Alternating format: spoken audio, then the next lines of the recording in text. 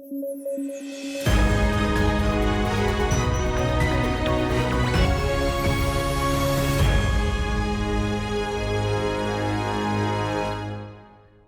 News at 9 programme में आपका स्वागत है। मैं हूं अमृत उपाध्याय। आइए जल्दी से देखें आज की हेडलाइंस। भारत को विकसित राष्ट्र बनाने का ब्लूप्रिंट पेश। डेमोग्राफी, डेमोक्रेसी और डायवर्सिटी की त्रिवेणी अहम, कई लक्ष्यों को वक्त से पहले किया पूरा। 16 अगस्त का दिन डायरेक्ट एक्शन डे के लिए किया गया याद। कलकत्ता में हुए थे दंगे, मुस्लिम लीग की अगुवाई में हुआ था प्रस्ताव पारित।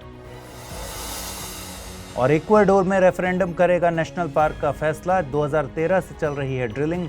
जैव विविधता वाले क्षेत्र में स्थित है यासोनी नेशनल पार्क। आइए खबरों की शुरुआत करें। 16 अगस्त का दिन भारतीय इतिहास में डायरेक्ट एक्शन डे के तौर पर याद किया जाता है। दरअसल मार्च 1946 को कैबिनेट मिशन प्लान दिल्ली पहुंचा था। कैबिनेट मिशन प्लान को शिष्टमंडल योजना के नाम से भी जाना जाता है। कैबिनेट मिशन में लॉर्ड पैथिक लॉरेंस, स्ट्रैफर्ड क्रिप्स और एवी अलेक्जेंडर शामिल थे। इस मिशन ने पाकिस्तान की मांग को अस्वीकार कर दिया था। वहीं संविधान सभा के चुनाव और एक अंतरिम सरकार के गठन का प्रावधान किया था। भारतीय राष्ट्रीय कांग्रेस और मुस्लिम लीग दोनों ने कैबिनेट मिशन के प्रस्तावों को स्वीकार किया, लेकिन इसमें दोनों की इच्छा शामिल नहीं थी। फिर जब संविधान सभा के लिए चुनाव हुए तो कांग्रेस ने 214 सामान्य सीट्स में से 205 हासिल की। वहीं मुस्लिम लीग को 78 मुस्लिम सीट्स में से 73 सीट्स हासिल हुए। इस पर मोहम्मद अली जिन्ना ने महसूस किया कि 296 सदस्यों वाली संविधान सभा में उनके पास केवल 73 सीट्स होंगी, जो कि 25% से भी कम था। इसके बाद मुस्लिम लीग ने जून 1946 में कैबिनेट मिशन प्लान को अस्वीकार कर दिया। साथ ही सीधी कार्यवाही या फिर डायरेक्ट एक्शन का प्रस्ताव पारित कर लिया। 16 अगस्त को डायरेक्ट एक्शन डे घोषित किया गया। कोलकाता, जो कि मुस्लिम लीग सरकार के अधीन था, वहां हजारों की संख्या में हिंदू मारे गए। इसके बदले के तौर पर हिंदू बहुसंख्यक राज्य बिहार में मुसलमानों पर अत्याचार हुए। फिर इसके बदले में पूर्वी बंगाल के नोआखली में हिंदुओं पर अत्याचार हुए। फिर यूपी और बंबई में भी सांप्रदायिक दंगे हुए। 77वें स्वतंत्रता दिवस के समारोह के दौरान प्रधानमंत्री नरेंद्र मोदी ने 2047 तक भारत के विकसित राष्ट्र बनने की बात कही है। साथ ही इस सफर का ब्लूप्रिंट भी पेश किया है। गौरतलब है कि 2047 में भारत अपनी स्वतंत्रता का 100वां साल मना रहा होगा। उन्होंने आने वाले 5 सालों को इस सपने को पूरा करने के लिए सुनहरा अवसर बताया। साथ ही भारत के हर सपने को पूरा करने के लिए डेमोग्राफी, डेमोक्रेसी और डायवर्सिटी की त्रिवेणी को अहम बताया। इस मौके पर प्रधानमंत्री ने 3 पापों, भ्रष्टाचार, भाई भतीजावाद और तुष्टीकरण से मुक्त होने पर बल दिया। साथ ही अगले महीने विश्वकर्मा योजना को लॉन्च करने की घोषणा की गई है। इस योजना के जरिए परंपरागत कौशल को बढ़ावा दिया जाएगा। साथ ही 10,000 जन औषधि केंद्र से 25,000 तक पहुंचाने की बात कही गई है। इसके अलावा लाल किले की प्राचीर से प्रधानमंत्री ने भारत द्वारा पूरे किए गए कुछ लक्ष्यों को भी गिनाया। इनमें 200 करोड़ वैक्सीनेशन, 5G की लॉन्चिंग, निर्यात में $500 बिलियन का आंकड़ा छूना शामिल किए गए। साथ ही 20% एथेनॉल ब्लेंडिंग का लक्ष्य भी 5 साल पहले पूरा किया गया था।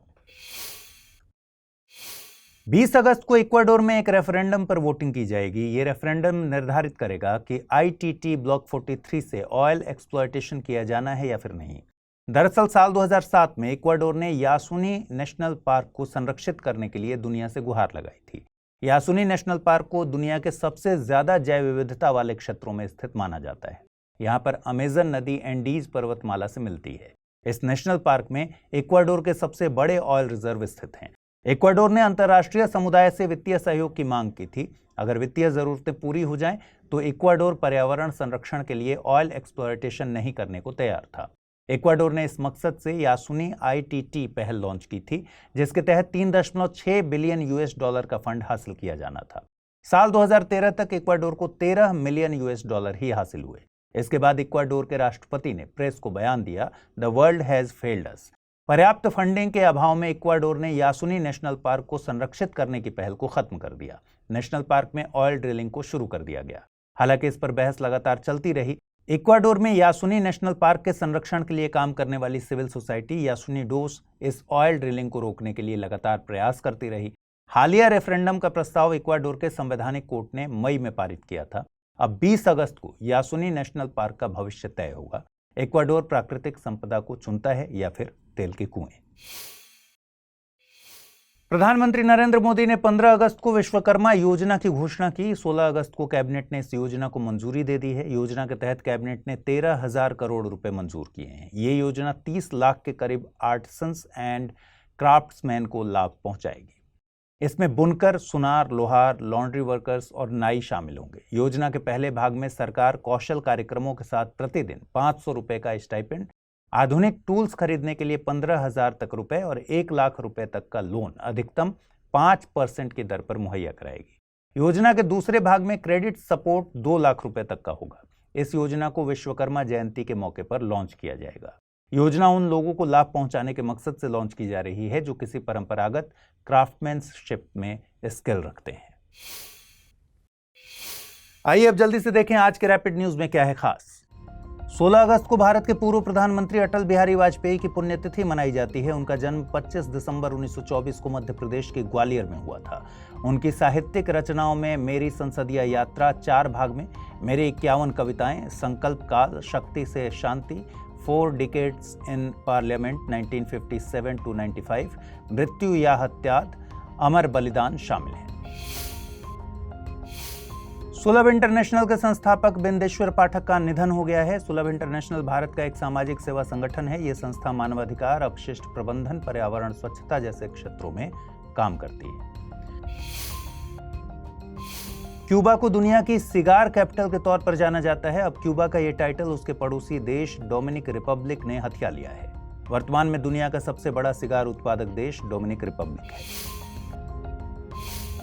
राजस्थान सरकार ने स्वतंत्रता दिवस के मौके पर मुख्यमंत्री निःशुल्क अन्नपूर्णा पैकेट योजना लॉन्च की है। योजना के तहत हर महीने अन्नपूर्णा फूड पैकेट मुफ्त में वितरित किए जाएंगे। इन पैकेट्स में दालें, चीनी, नमक, खाद्य तेल, मिर्च, धनिया और हल्दी शामिल होगी। आइए अब देखें बुलेटिन पर आधारित क्या सवाल बन सकते हैं। पहला सवाल, खबरों में रहा यासुनी नेशनल पार्क किस देश में स्थित है? ब्राजील, यूएसए, यूक्रेन या फिर इक्वाडोर। अगला सवाल है, निम्नलिखित कथनों पर विचार कीजिए। कैबिनेट मिशन में लॉर्ड पैथिक, लॉरेंस स्ट्रैफोर्ड क्रिप्स और एवी अलेक्जेंडर शामिल थे। कैबिनेट मिशन प्लान भारत साल 1947 में आया था। इस मिशन का मुख्य मकसद भारत को स्वतंत्रता प्रदान करना था।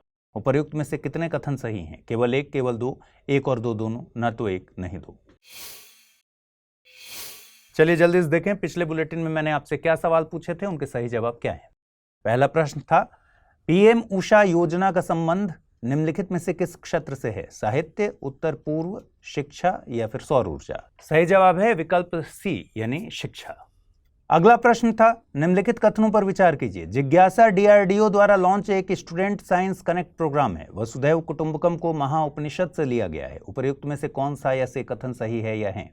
केवल 1, केवल 2, 1 और 2 दोनों, न तो 1 नहीं 2। सही जवाब है विकल्प बी यानी केवल दूसरा कथन सही है। जिज्ञासा सीएसआईआर द्वारा लॉन्च एक स्टूडेंट साइंस कनेक्ट प्रोग्राम है।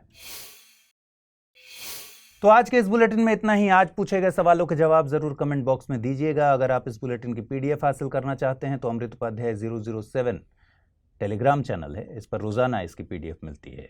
आप इसी तरह से अपनी तैयारी को आगे बढ़ाते रहिए।